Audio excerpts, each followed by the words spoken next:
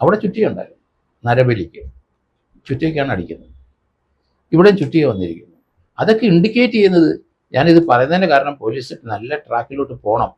കാരണം ചുറ്റിക അല്ലാതെ വേറൊരു ആയുധം കൊണ്ടുവന്നിട്ടില്ല.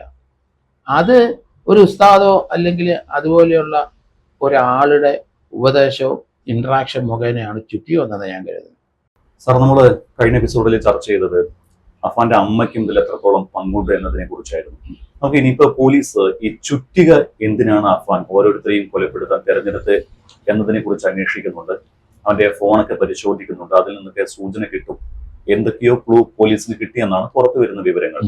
നമുക്ക് ഇനി ഈ അഫാന്റെ സാമ്പത്തിക സ്ഥിതി, നമ്മൾ അമ്മയ്ക്കും ഒരു പക്ഷേ പങ്കുണ്ടാകാം എന്നൊക്കെ അനുമാനിക്കുമ്പോൾ തന്നെ അഫാൻ ആർക്കൊക്കെ പണം കൊടുത്തു എന്ന് കൃത്യമായിട്ട് അറിയണ്ടേ? നമ്മൾ രാത്രി സഞ്ചാരങ്ങളെ കുറിച്ചൊക്കെ മുൻപ് ചർച്ച ചെയ്തിരുന്നു.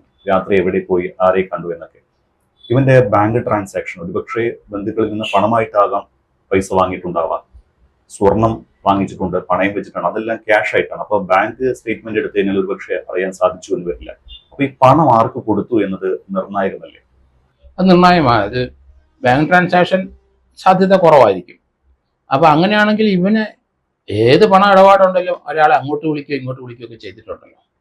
കോൾ ഡീറ്റെയിൽസ് ഡിപ്പെൻഡ് ചെയ്ത് ഇവന്റെ കോണ്ടാക്ട് എത്ര മനുഷ്യരുണ്ടെന്ന് കൃത്യമായിട്ട് ആ കോൾ ഡീറ്റെയിൽസ് എന്നറിയാം. അത് ഓരോന്നും ആളുടെ അഡ്രസ്സ് എടുത്തിട്ട് അത് എന്തിനാണ് വിളിച്ചതെന്ന് ഇവൻ പറയണം. അവരുടെ സ്റ്റേറ്റ്മെന്റ് എടുക്കണം.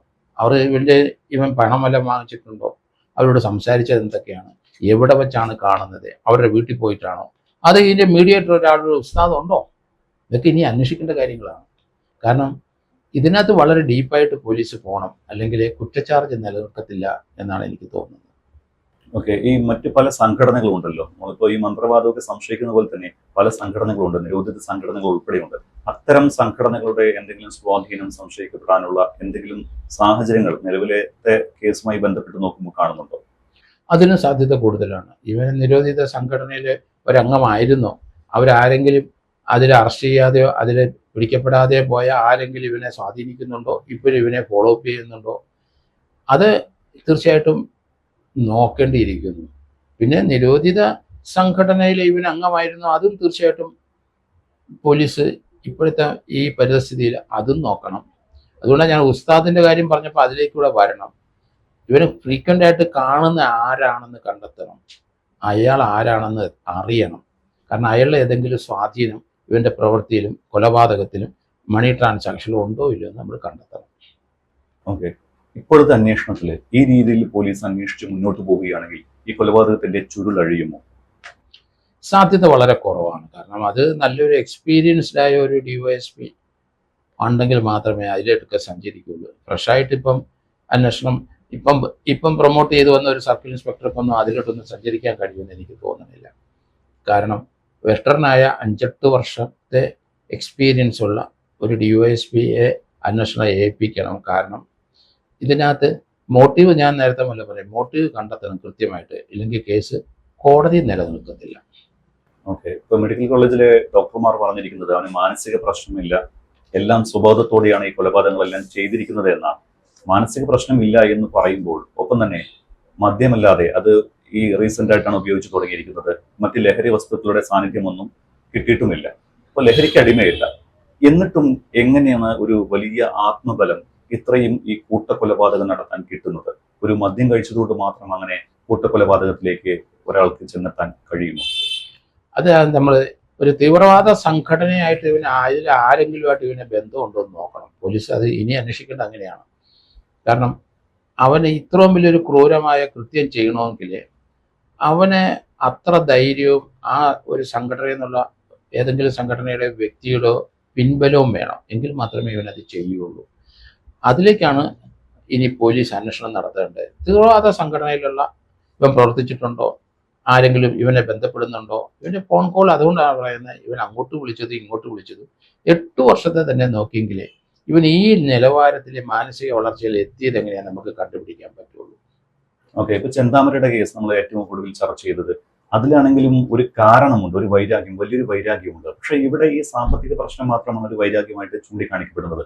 നേരത്തെ സാർ തന്നെ അന്വേഷിച്ച റിപ്പർ ചന്ദ്രന്റെ കേസിലാണെങ്കിലും അവ അടിക്കുന്ന ഒരു മനോരോഗ്യം പോലെ അടിക്കുന്ന, അതിലൊരു കാരണം കണ്ടെത്താൻ പറയാം. പക്ഷെ ഇവിടെ അങ്ങനെ ഒരു കാരണമേ ഇല്ല. അങ്ങനെ മനോനില ശരിയായ ഒരു വ്യക്തി അങ്ങനെ ചുറ്റിക്കടിക്കാനുള്ള സാധ്യത തീരെ ഇല്ല എന്ന് പറയാൻ പറ്റുമോ?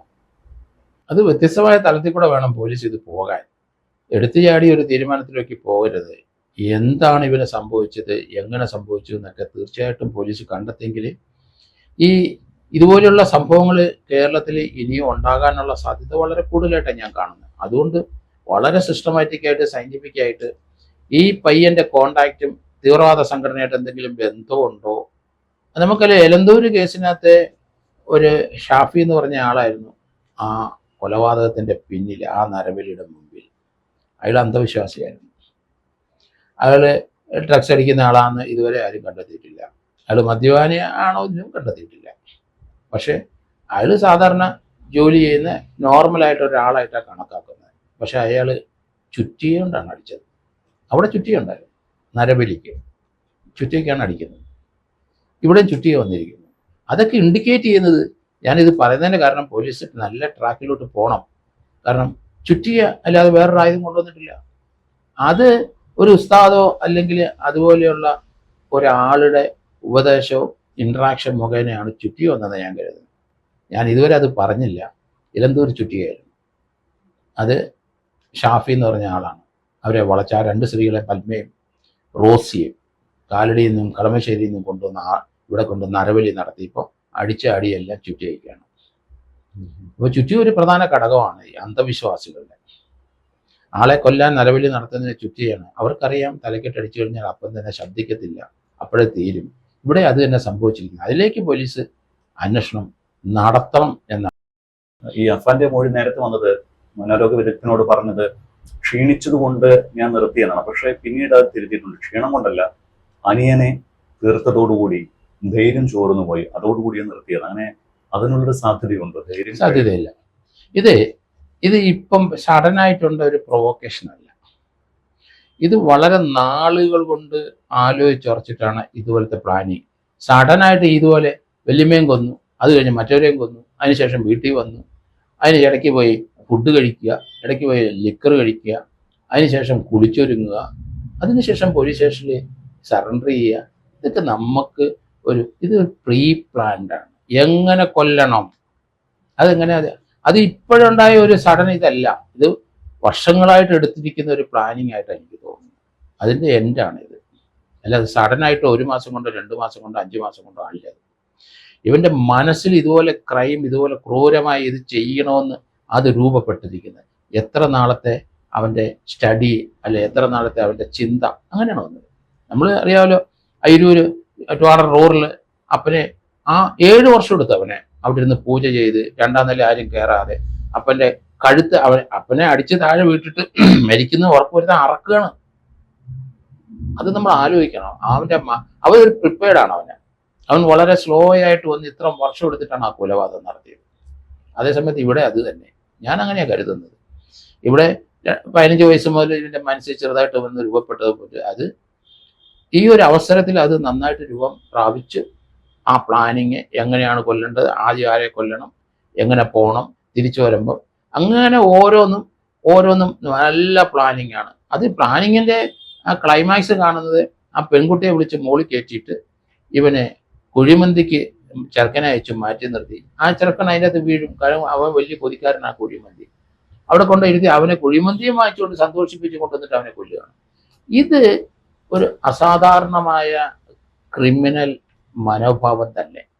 അത് ഡ്രഗ്സ് അടിച്ചതിൻ്റെ ആണെന്ന് എനിക്ക് തോന്നുന്നില്ല. ആകാം.